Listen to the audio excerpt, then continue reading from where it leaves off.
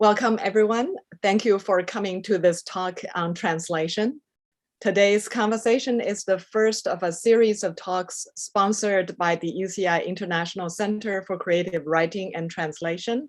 We'll post the other talks in the chat. My name is Hu Ying. I teach modern Chinese literature in the Department of East Asian Studies at UC Irvine.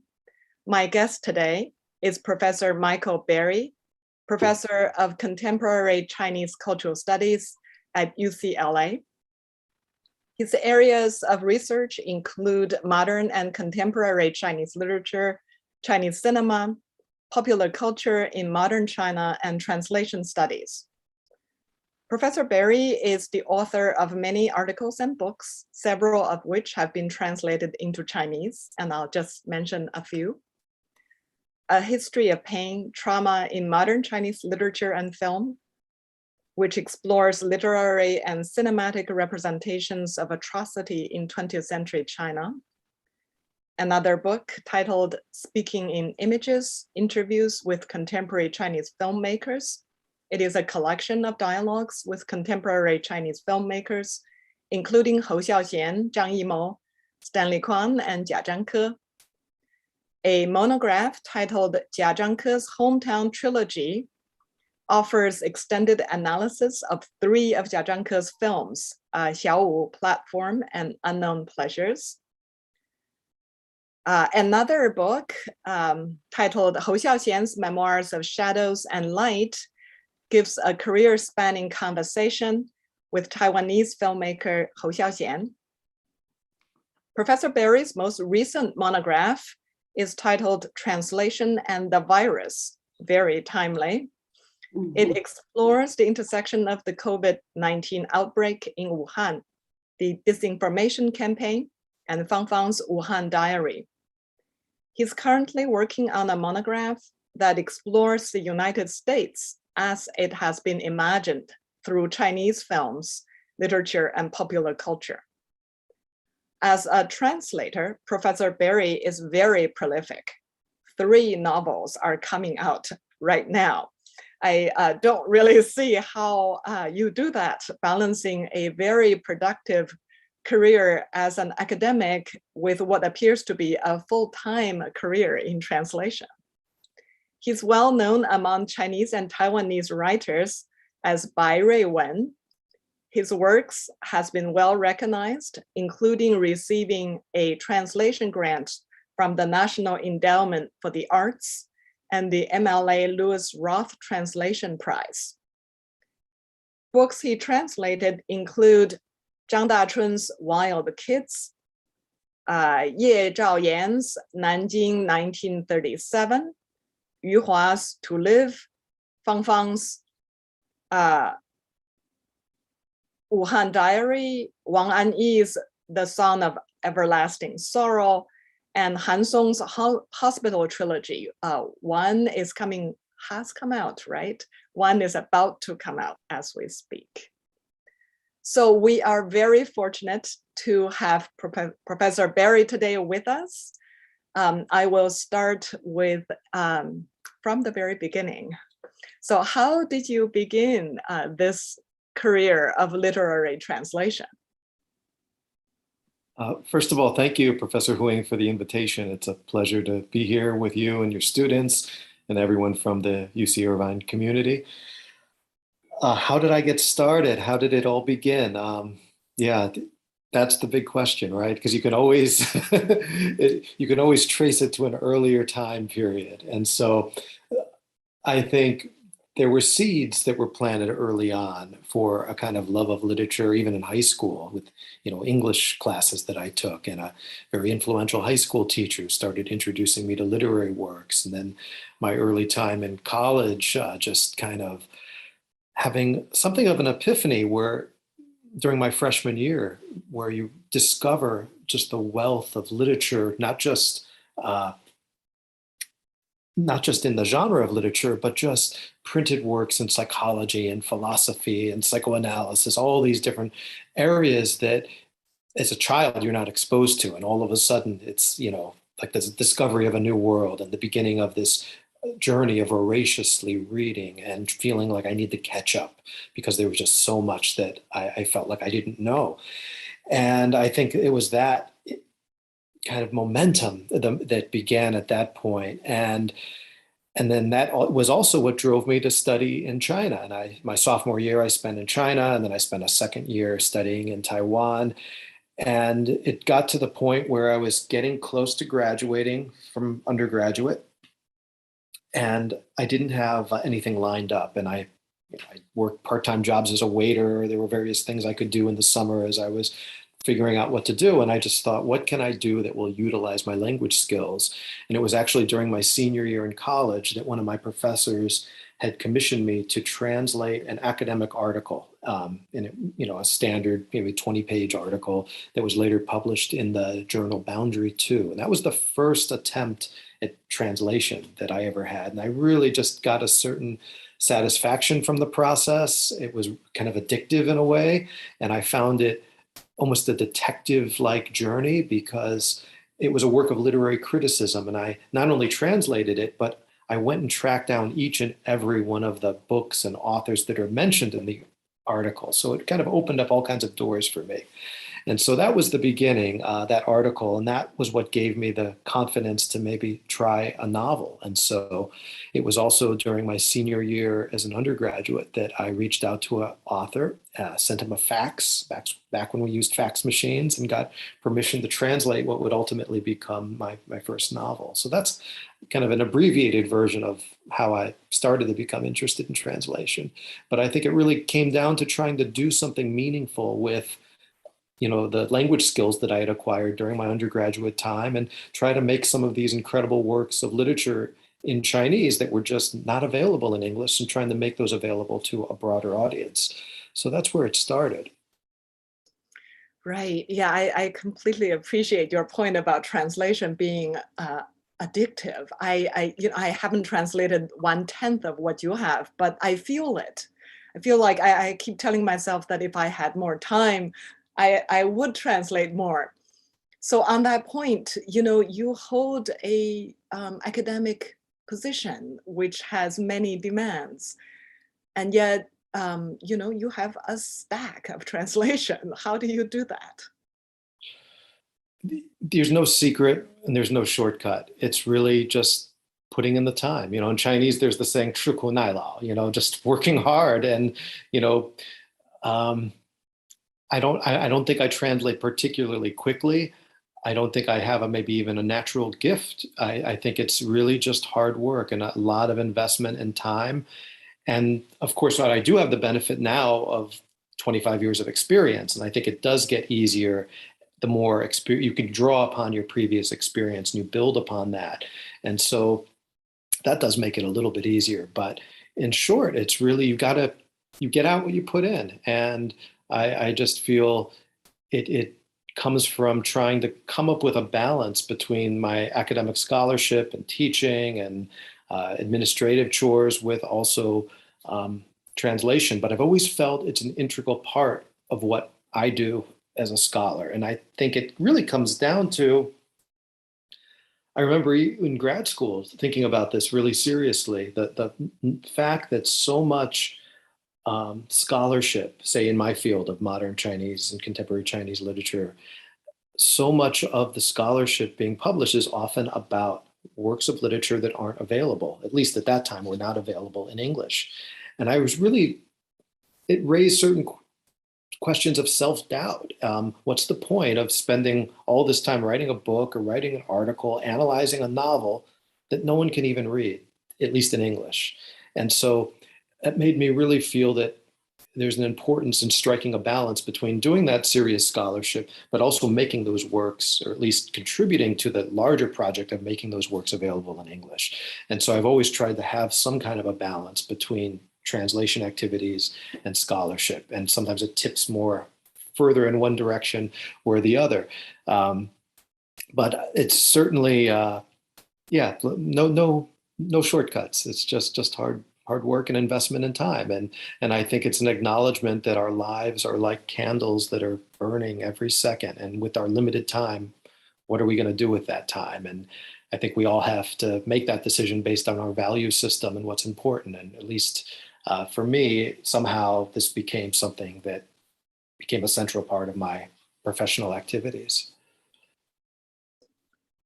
Right. So looking at the works that you have translated, they present rather different challenges, don't they? I mean, not just that writers with very different styles, but different registers in the Chinese language. I mean, when we say Chinese, they're really not necessarily writing in the same language in a way.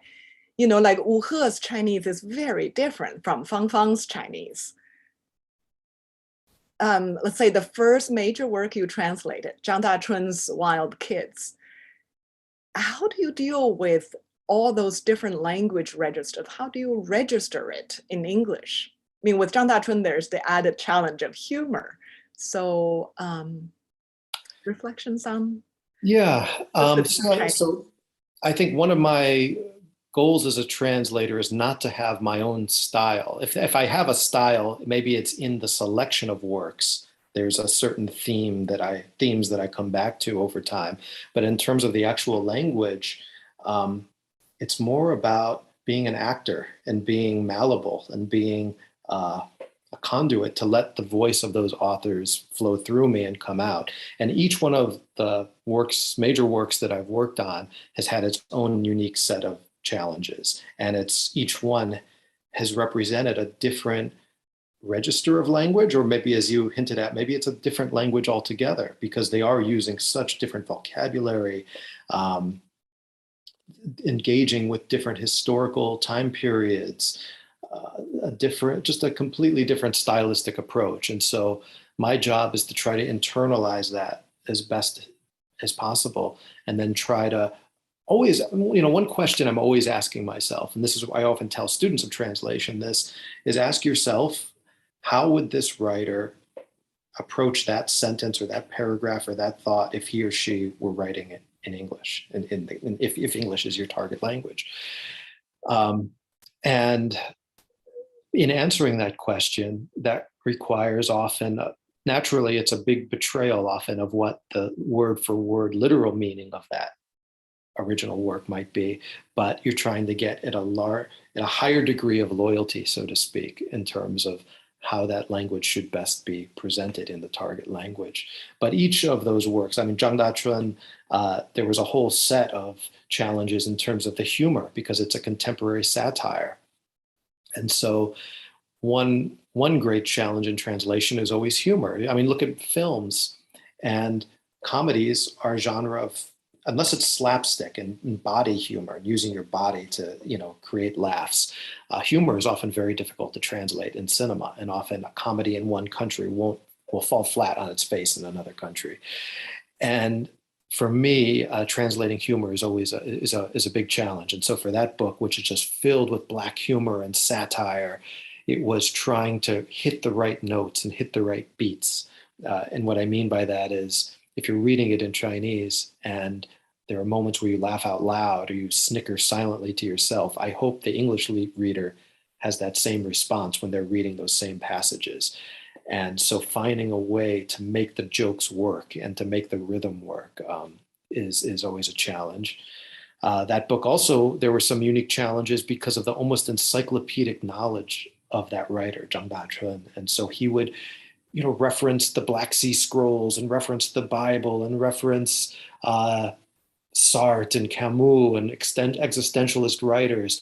But the problem is, he's a writer known for mixing fact and fiction. And so as a translator, sometimes I would, of course, if he's quoting Sartre, then I'm going to go and find the translated edition of that work and quote the official English translation for that sentence. But sometimes I couldn't find it. And then I have to go back to the author and say, wait, did you really quote him, or did you just make this up? And probably half the time he made it up. And meanwhile, I had gone on this wild goose chase trying to track down source material that actually didn't exist because it had been fabricated in some cases. And so, and this was, I won't say it was pre-internet, but this was the infancy of the internet. And so unlike today where you can find so many things online, I physically visited an Episcopalian church and spoke to a priest about a quote from an Episcopalian holy book that he referenced in the book. I mean, that's the level of commitment and kind of treasure hunt that you had to go on to track down all of these sources. So just in that book, those are just a few of the kind of challenges that I had to approach as a translator. Yeah, and then another kind of challenge, which I can see in your academic work as well as your translation, is your focus, maybe not a focus, but at least one of the major topics that you work on is pain and trauma. And that comes out in your translation of Fang Fang's Wuhan Diary. So pain and trauma, and there are people who feel very painful about such matters, and they can get very strong reactions, especially when it's dealing with a very contemporary topic such as COVID-19. So how did you gauge? I know you had a great deal of pushback from maybe not even readers, but just netizens responding to your translation of Fang Fang's diary. How did you gauge what is legible to what sector of audience, and how to deal with, how they read your translation, and how you would contextualize a translated text? Yeah. So the Wuhan Diary was a really unique translation experience for a lot of ways. Firstly, it was, we all know about simultaneous interpretation. This was a work of simultaneous translation. So she was still writing the diary as I was translating it. And I was about a month behind her in terms of pace as this. And for those who don't know about this diary, this was one of the first kind of real-time accounts of the first major citywide lockdown during the COVID-19 pandemic. So from January through March of 2020, Fang Fang wrote a series of 60 diary entries, which went viral in China and had tens of millions of readers. And so I was translating this as she was writing it, and eventually it became the target of really a nationwide disinformation campaign, which would last more than 18 months. So my approach, it varied over time because it was such a protracted campaign. How I approached it also transformed over the passage of time. But number one was to not stop, to not be intimidated by the death threats and the attacks and the disinformation, and to kind of double down and continue with the translation and make sure that I wasn't bending in the wind to these threats. I thought that was really essential because it was an important work. And this was an author whose voice was already being silenced in many ways within China. The book still hasn't been published in book form in China, and the author now can't publish anything. And even her older works are not being reprinted in China.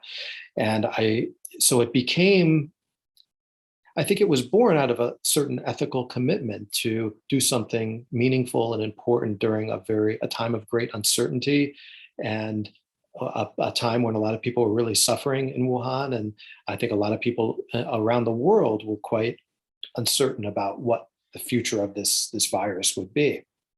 And I think we wanted to kind of sound an alarm to some degree to warn people and try to pass on some of the lessons that Fang Fang had learned through her experience early on.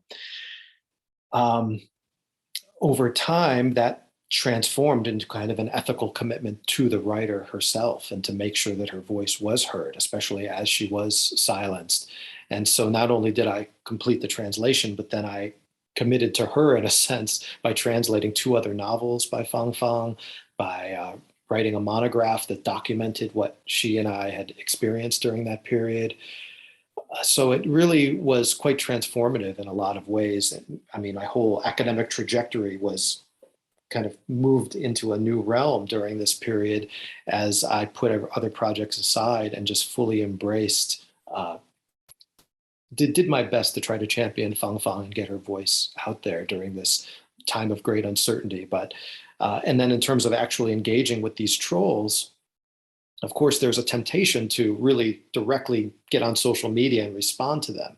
But when they number in the thousands, and everything you say is immediately picked through and little details are taken out of context and twisted and contorted, it was clear that wasn't probably the most efficient way to proceed. And so I ended up using official platforms like an op-ed in the Washington Post, or writing an afterword to the actual translation that kind of put my perspective out there, doing interviews with official media outlets where I could try to send out an alternative perspective in opposition to the trolls, and then ultimately writing a book that tried to set the record straight. And so those are some of the things I tried to do to kind of navigate what was happening. Right. And you were just telling me earlier that the two novels that you are translating, written by Fang Fang, are having a hard time finding publishers. And this is from a well-known author and a well-known translator. Yeah, so there are two novels that are complete. One of them, Soft Burial, is an award-winning novel. It won a major award in China just before it was banned. It won a major award in France. I was actually awarded a National Endowment for the Arts Fellowship or prize for this translation. So it's kind of been acknowledged in certain ways. And yet it's a book that's been very difficult to place. And it's hard to know how much of that is a result of the genre and the style, or maybe the translation, who knows? Or it also has to do with the fact that Fang Fang's previous book, Wuhan Diary, was the target of such a vicious and venomous attack that, you know, maybe some publishers might be hesitant to get involved. It's just hard to know. Yeah, but I'm hopeful and optimistic that it will find a home somewhere. Yeah. Right. I certainly hope so. That degree of repercussion is really quite shocking. And considering that your other newly translated work is by Han Song, the Hospital Trilogy. I'm recently reading it. The premise is that an entire city has been turned into a hospital where everybody is being treated as a patient. It's the era of medicine. Considering what is going on right now, are you concerned that, or do you anticipate a similar kind of online vitriol as you faced earlier? I don't. I really don't. And I certainly hope that the trolls won't come out against Hospital. It's, you know, it's a work of dystopian science fiction, and it was written, you know, many years before the pandemic. It was actually, volume 1 was written published in 2016. And in the subsequent 2 volumes were published a year apart. So 2016, 17, and 18 is when the original Chinese trilogy was published. My decision to translate it, I think, to some degree was informed by the pandemic, because we all of a sudden were living in this dystopian reality where, I mean, every day, right, even right now, every day, the first thing I do in the morning is I wake up and I log on and I download my children's health QR codes, so that, because you have to scan them so I can drop them off at school. That's the first thing I do in the morning, you know? And so these kind of mundane aspects of the infiltration of this new biomedical world that we're now living in, between masks and vaccines and QR codes, is really quite pervasive and transformative. And it's somewhat, it makes Han Song's novel almost prescient in a certain way, that it almost is foretelling this strange world that we now find ourselves in. Of course, his is a very disturbing and twisted and dark universe where everything is part of a hospital and every citizen is a patient, and the entire city is this massive, strange place. But I found it in some ways kind of cathartic, and also on a personal level, as someone who's dealt with chronic illness for more than a decade, I think that's what actually initially drew me to the book, was the ways in which it took aspects of our, you know, medical universe. If you've spent a lot of time in hospitals and getting tests and seeing specialists, you know what that universe is like, and And somehow the science fiction mode was able to approach that in a way that was much more powerful than any realist account that I've ever read. Very looking forward to reading your translation. Thank you. Yeah, it's been and then this one also had its unique set of challenges. And so each book, presents itself kind of a new maze and new riddles that you have to solve. Could you say a bit more about the challenge of Han Song's work? I mean, his writing is, his writing is prescient, and yet his style is hardly realistic. Right. And part of it is because it takes place in this alternative universe. Usually, if you're translating almost any realist fiction or historical fiction, you have a certain point of reference that you can always go back to. And here, there will be pages and pages of descriptions and dialogue of things that I've never encountered. And I don't think anyone has ever encountered, not in Chinese or in English.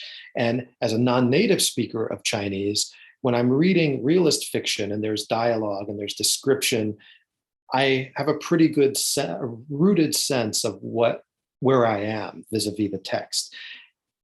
In this case, sometimes the language is so strange and so contorted that I almost have to do a double take and check is that really what he's saying? Is he really talking about a floating loaf of bread, floating in the universe or something?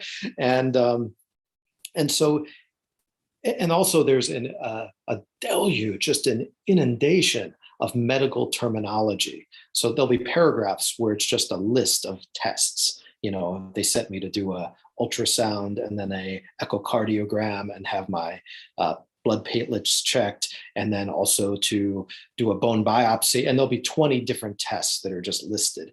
And so, some of these are terms you're quite familiar with. A lot of them are very specific and rather esoteric type of medical procedures that an average person wouldn't even know what they are.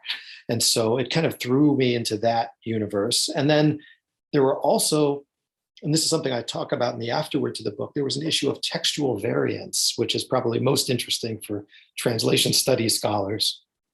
And that is, when I began the work, I asked the author for an e-version that I would work off of. And he sent me an electronic copy. And that's what I worked on for most of the book. And at some point, I discovered there were major differences between the published version and the version that the author had supplied to me.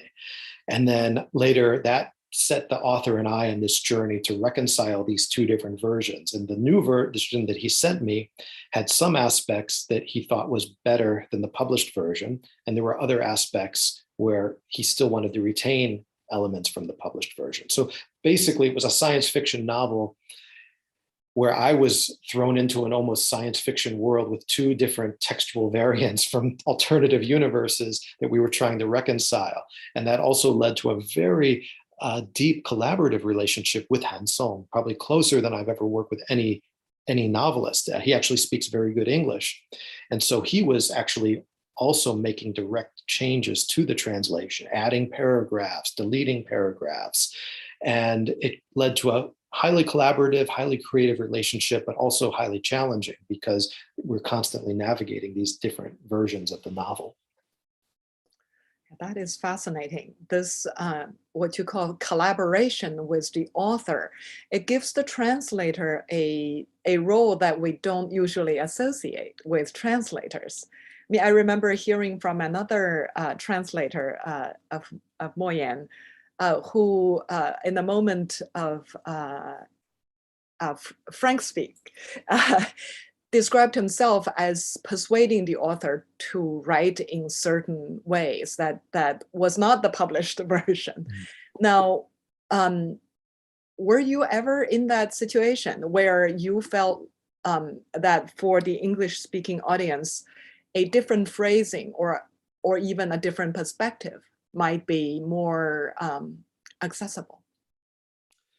Yeah, that's something you're constantly navigating with translation. This is, the old kind of tightrope that translators walk between loyalty to the original and readability in the target language. That's something I think we all navigate in different ways. And I think each project calls for a somewhat different approach. And it's not just the project, but also if it's an academic publisher, if it's a commercial publisher, the type of book, if it's a highly experimental novel that's already going to be very challenging, you might take one approach. If it's a work that's meant to be commercial and have a broad readership, you might take an alternative approach. But we're constantly kind of working through how to, on the one hand, really make sure that the author's voice and intentions and kind of spirit of that original text are best represented in the target language. So yeah, I don't have a one-size-fits-all answer to that question. It really depends. It depends quite a bit on the work. And like for instance, for Han Song's novel Hospital, I think it might be the first time I've ever translated a full novel and not added a single footnote. And there were certainly dozens of footnotes, probably hundreds, that I could have added. But I just felt for some reason that this was a novel that didn't need it and maybe didn't want footnotes, if that makes sense. It just, and it might also be a product of where we are historically with the evolution of technology, and everybody has phones and Google at their fingertips. And I think it's easier for readers if there's a proper name that appears in a text that they're unfamiliar with, they can just search it in 30 seconds rather than needing that footnote hand delivered to them. And I think that may have also impacted my decision to go footnoteless for that particular text. But yeah, it's something I think we're always returning to, that is that question. Right. About footnote, my sense is that generally editors, at least for commercial publishing, are quite averse for including footnotes. I've certainly been admonished as to not including, not to mention lengthy footnotes, just any footnotes at all. So do you include, let's say, introductions, framing devices, if not footnotes, the missing elements, the stuff that the author would assume the readers would know? Do you try to supply some of that? I do, and every translation I've published up to this point has included either a translator's afterword or a translator's forward, where I've tried to give biographical background on the writer, a little bit of historical context on the novel itself and the setting of the novel, sometimes breaking down issues that I couldn't address in the translation proper. And Hospital is actually a really good example of that, because the character names all have meaning. And in some cases, you can translate that out, but in other cases, you just revert to pinyin, the romanization system, and then you're missing that meaning. And so, and this Hospital was a great example of where I was really having a psychological tug of war of which direction to go. So, for instance, the main protagonist's name, his name is Yang Wei, which fairly typical sounding Chinese name. There's a lot of people with that name, almost kind of an everyman type, like a John Smith type name. It's very common, but it's also a homonym for impotence. And how do I make that legible to English readers? And at one point, I even played with doing something very radical, which was giving him an English name like Dick Little, and which are kind of a common sounding name. But of course, as soon as you hear that, you also know there's this alternate kind of sexual connotation that's attached to it. Ultimately, I stuck with Yang Wei, but then I talked about the meaning, because it's not just this one character. It's almost every major character. There's a female protagonist named Bai Dai, which means vaginal discharge, another homophone that's played with. And so I decided to put all of that in my afterword and kind of tease it out there rather than clutter the text with it, which would almost be too distracting in English, I felt, if I were to rename them in that manner. That is a real challenge. So I'm going to ask one last question, and then I'll open it up to the floor. So people in the audience, please feel free to put your question in the Q&A. So my last question is, over the 25 years that you have translated literary works, do you see the market for Chinese works change? And related or maybe unrelated to that, have you found your own approach to translation change over the last 2 decades and some? Yes to both, very strongly. When I translated my very first novel, which was actually To Live by Yu Hua, it was published much later, but that was the first thing I translated. That's the book that I began as a senior in college. And if you take that as an example, that's a book that I translated in 1997. So I think that's exactly 25 years ago. It's crazy to think that a quarter of a century has gone by. But at that time, I wrote a query letter and I approached probably 24 publishers in 1997 and 1998, and no one was interested. And nobody was willing to touch this book. And it wasn't until many years later, I think it was finally published, I believe, in 2003 or 2004. So, it was quite a few years later that Anchor Books finally published Yu Hua. But at the time, there was just very little interest in Chinese fiction and translation in the United States. There were very few translators that were actively working in this area. And the few that were almost exclusively academics. Today, there's a very robust group of non-academic literary translators translating Chinese into English. There is a much broader subsection of genres and styles and literary forms of writers that are now available and represented in English. At that time, there was no real subsidies or government support or grants that were available from the Chinese government. And sometime over the last decade, there was just this huge influx of funding to support translations of Chinese literature as that was part of a political policy to send Chinese culture out to the world. But that did result in a lot more funding coming to the field of translation. And so things have changed a lot, and my approach has also changed a lot. I think I've always tried to not take works on commission, that is, works for hire.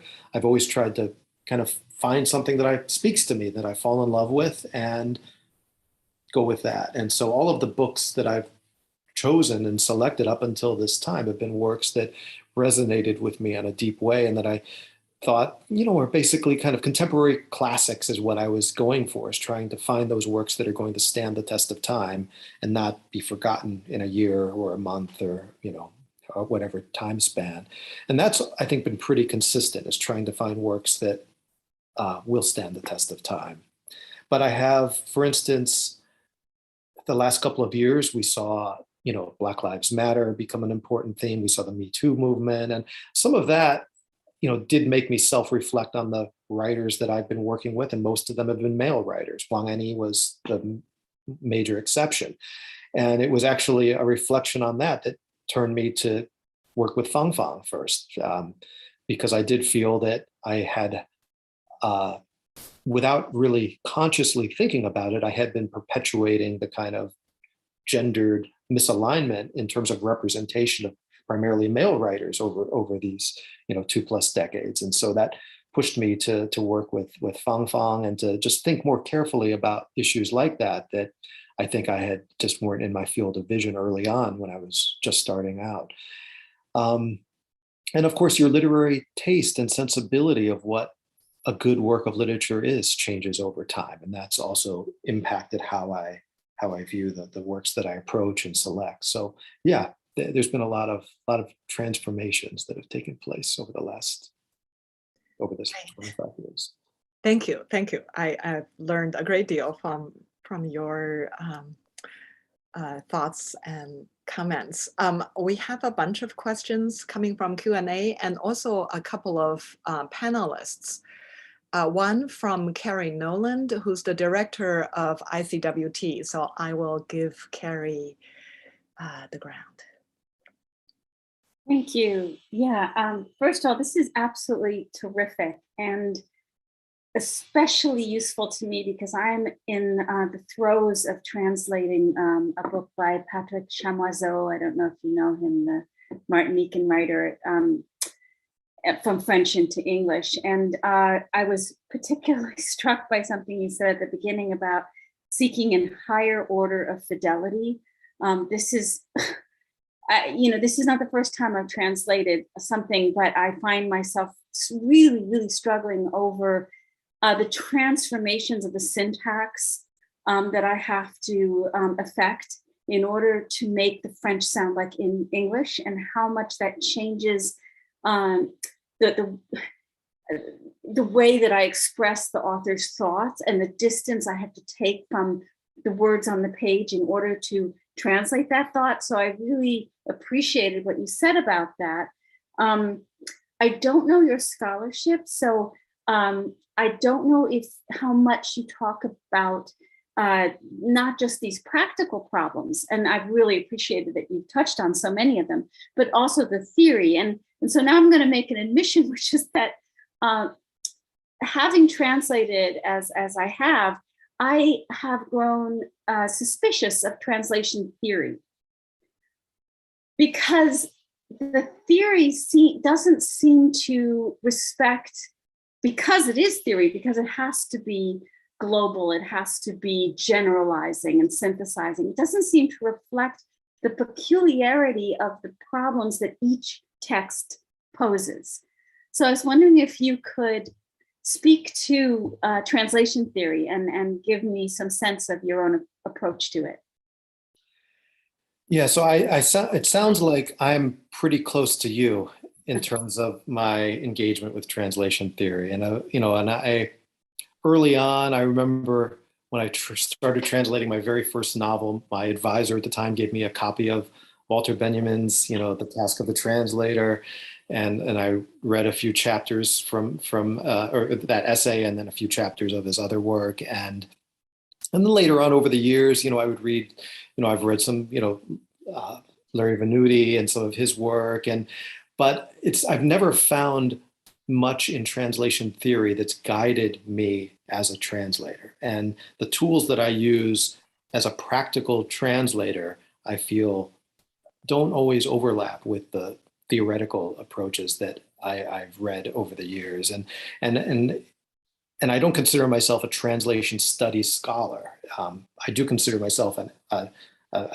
active practicing translator, but I don't really engage too much with the theory. And I don't feel that it can be informative. And when I teach translation courses, it's mostly on the practical aspect, although we do read some theory in the class.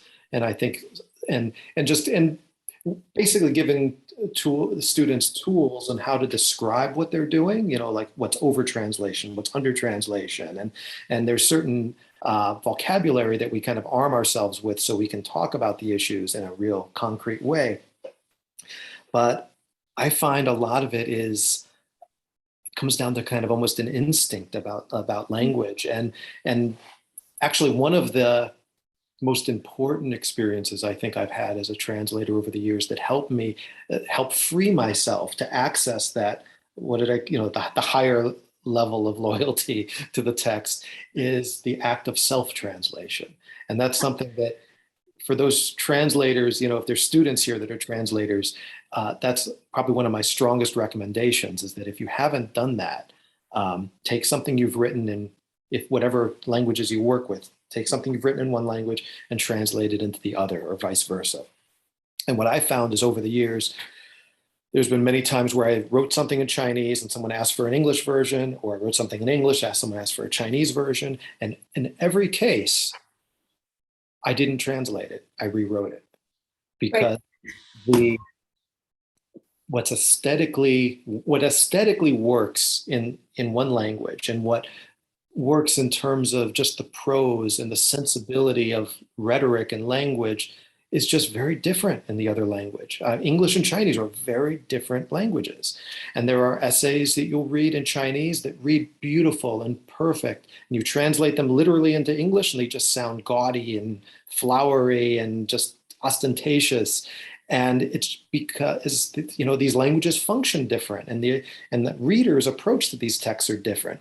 And so for me, what that experience has done over the years, doing that enough times and rewritten enough essays enough times, it's given me a lot more confidence in approaching other people's work, to have more liberties with them than I may have had earlier on as a younger translator, where I felt more deeply chained to the source text. Now with that in my hindsight, I can have more confidence that if I really want to be faithful and loyal to this writer and what they're trying to convey, I need to take these liberties, because that's even what I would do with my own writing. And how far you take them, you know, that, of course, that's a delicate question, but in short, I'll just recommend any working translator, if you haven't done self-translation, do that, because I think you will find it to be a transformative experience, and not in and of itself, but how you will later approach other people's work. I completely agree with you. I've done self-translation twice and entirely rewrote the thing. We have 2 more questions from our panelists. How would you like to do this, Michael? I can read it out, or you can read it. It's why don't you go ahead and read it, because I don't know which ones you're selecting. all right. So this says Humanities Center. I think it's from Ryan. Wuhan Diary sounds not only illuminating for our present understanding of society's response to the virus, but also dialogues with the future. This diary will no doubt be a primary source for future generations of scholars seeking to understand this moment in our history. Can you reflect on your translation as something that speaks to that future reader or scholar? Yeah, thank you. You know, the Wuhan Diary, I think in many ways, there was a deep sense that I was navigating through different temporalities as I was translating it. And part of it goes back to that, what I said earlier about this simultaneity of the act, because she's writing and she's a month ahead of me, and I'm, but what it boiled down to was kind of navigating this different sense of time, because what Wuhan went through in January and February, I'm in Los Angeles, you know, Los Angeles went through in March and April. You know, we went through this, all the things that she talked about, from how shortage of face masks and people, you know, trying to, you know, buying these jacked up face masks that people were, you know, gouging the prices from, or trying how to order online groceries, just dealing with the stress of the lockdown. So much of this was not only of the moment for what she was going through, but it was foretelling what we were all going to go through in any city around the world that went through a lockdown. And so there was this sense of her not only documenting what was happening in the here and now, but also serving as a warning and kind of a crystal ball to what so many of us were about to go through.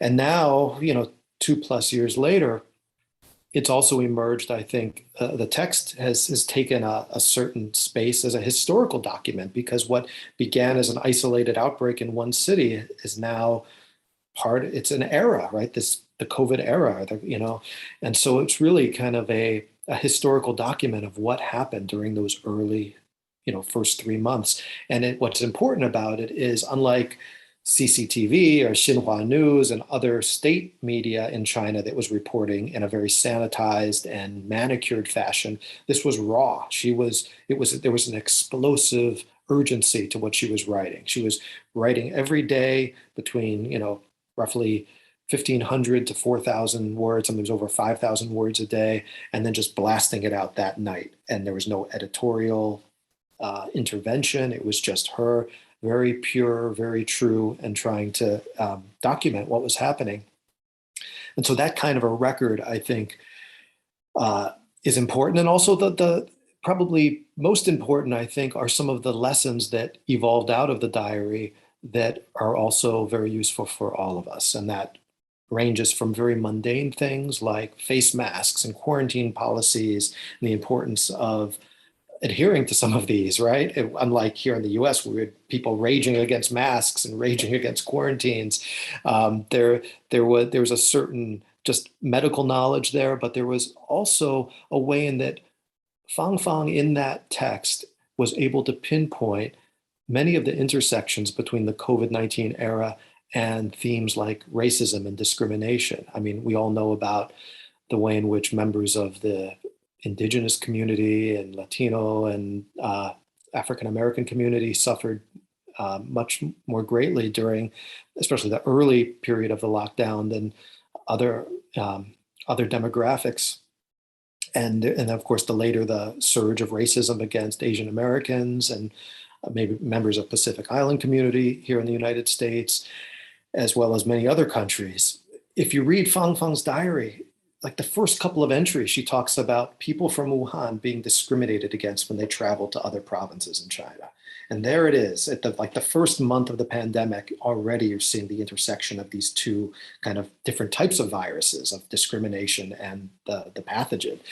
Later on, as she became the target of this online hate campaign, you saw the intersection of political extremism, of online violence. These are all things that, disinformation. If you lived in the United States in 2020 and the era of Donald Trump, I think all of that should be very familiar, this political extremism, political violence.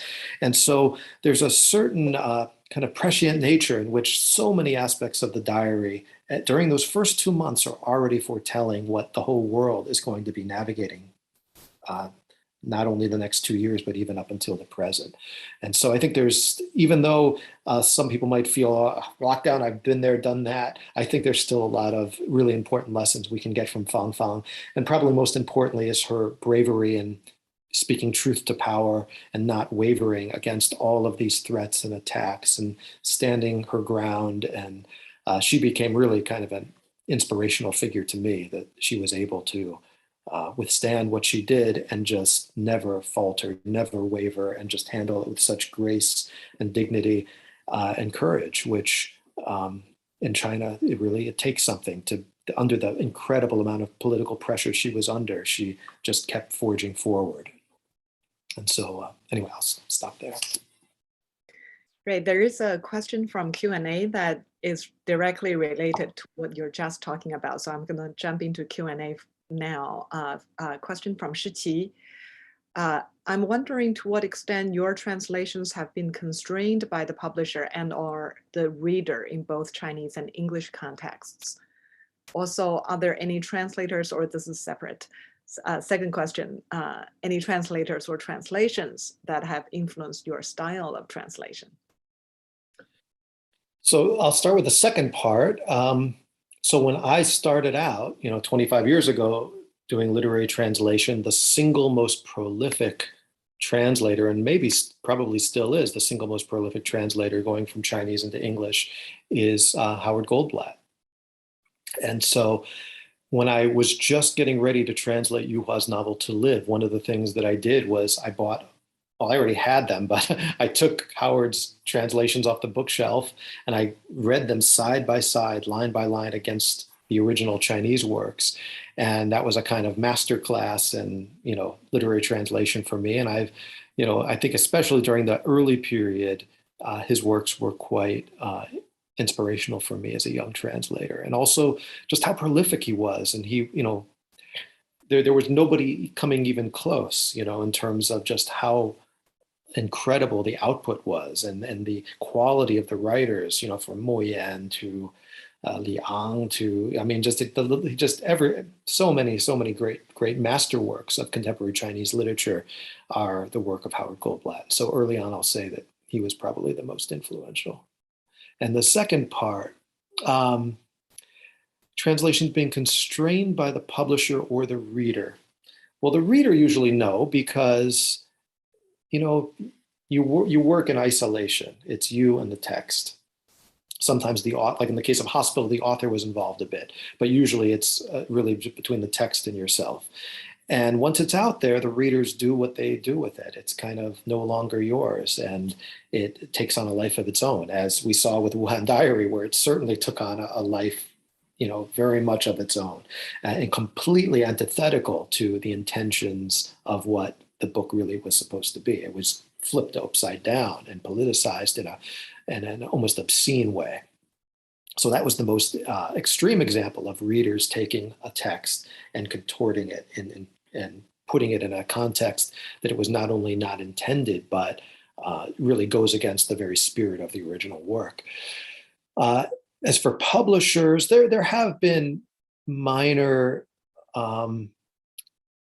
minor examples where a publisher I felt maybe would constrain me in a certain way, or there were cases where I would, during the copy editing process, I would change something that a copy editor had done and put it back to what I thought was a more accurate and acceptable version.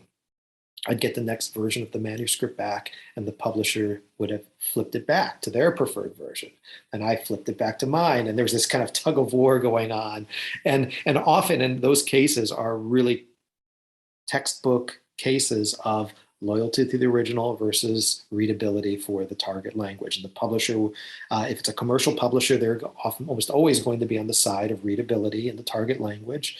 And then in some cases, there was certain information there that I felt spoke to something in Chinese culture that was important to leave in. And if you remove it, it's kind of castrating that part of the work.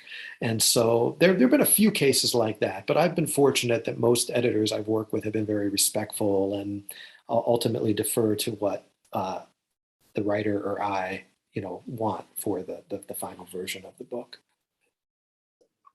Right, thank you. One more question from the panelists. Adriana, would you like to ask your own question, or I can read it?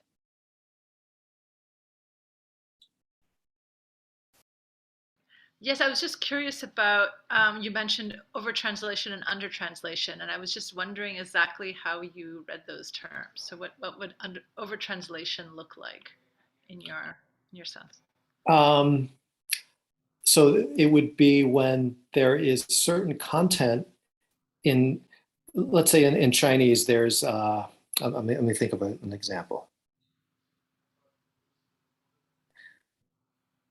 So over translation, let's say we have a sentence in the original where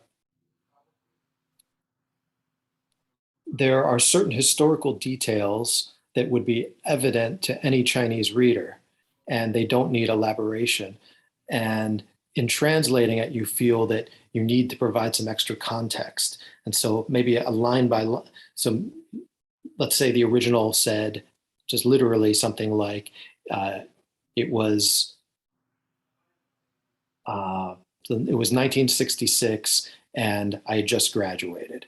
And then you translate it as it was 1966, the year the Cultural Revolution had begun, and I had just graduated. And so that would be an example of over-translation where you're kind of adding new content and details to the work, which you feel are essential for maybe the historical context that the reader might not get otherwise. But I mean, that's one example. You could blow that up even more. And in some cases, like there's the notorious case of like Evan King translating Rickshaw Boy, Lao She's classic book, where he just rewrote sections or would add a whole paragraph or add an extra sentence. And so there are kind of egregious examples like that. And then under translation would be basically omitting materials that were present in the original Chinese, and then in your translation you feel, oh, the reader doesn't need to know that, or that nobody's going to understand it, I'll just take that part out. And so what was a 30-word sentence becomes a 10-word sentence because you just edited something out.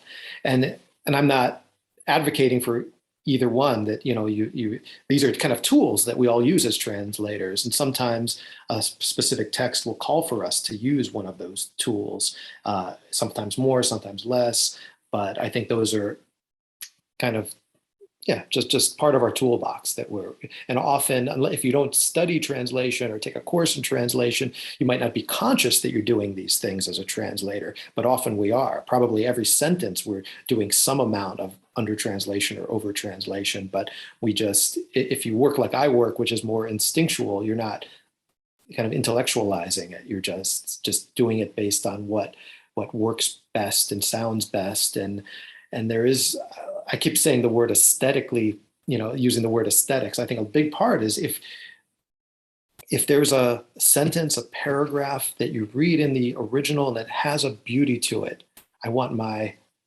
translation to have that, capture a similar beauty. If it reads very awkward and clunky, I want my translation to read awkward and clunky. And, you know, kind of embracing the original work and all of its beauty and its warts and its deformities, you know, and not trying to beautify the ugly parts in the book. Yeah. You know, it comes down to, I guess, kind of an equivalency effect where you want to create an equivalent response in readers that those who approach the work in the original language would have had. Right. Thank you. Two brief questions from Q&A, and then we will end.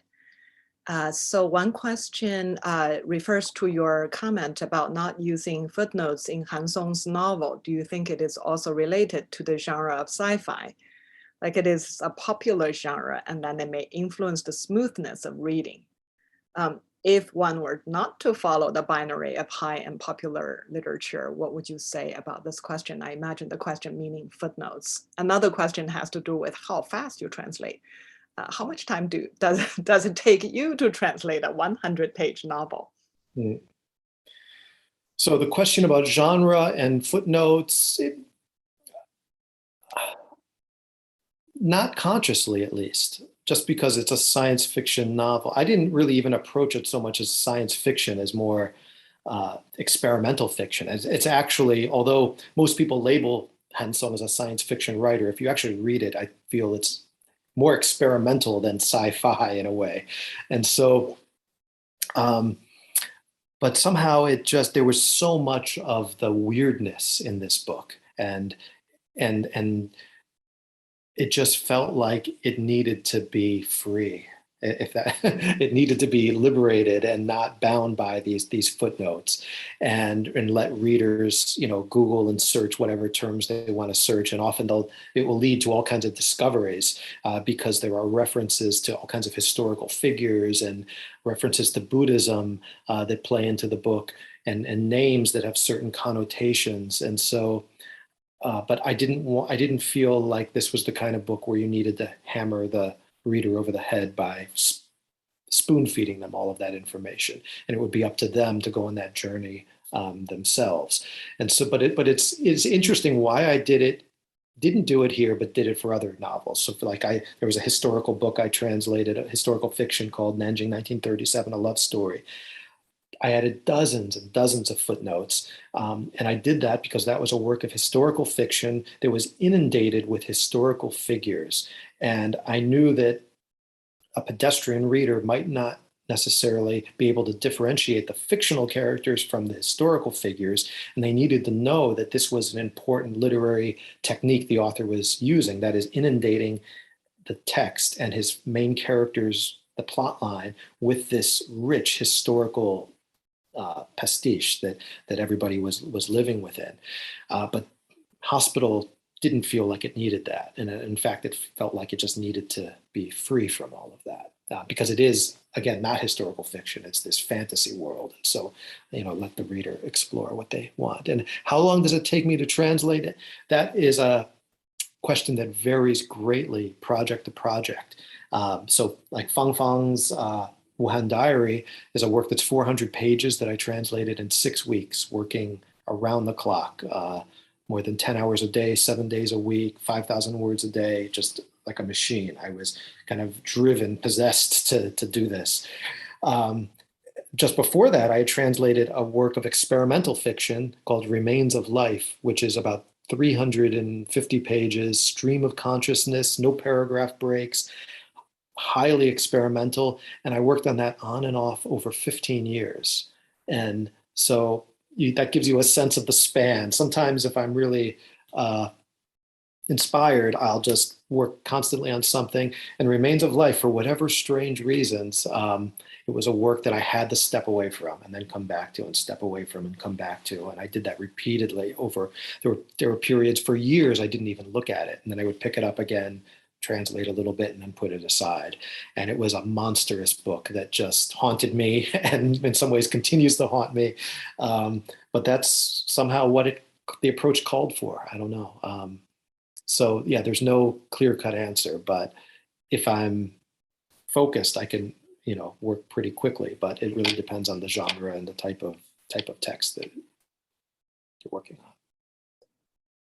Thank you so much. This is a most inspiring conversation. I feel like I should get right back to my translation and putting the hard work in, having said that I really enjoy translation, I haven't put in nearly the kind of work that you have. Thank you so much. Thank you everybody for coming to this talk. Yeah, it was a pleasure to talk with you and all of your students and colleagues. So thanks everybody for being here, and I appreciate it.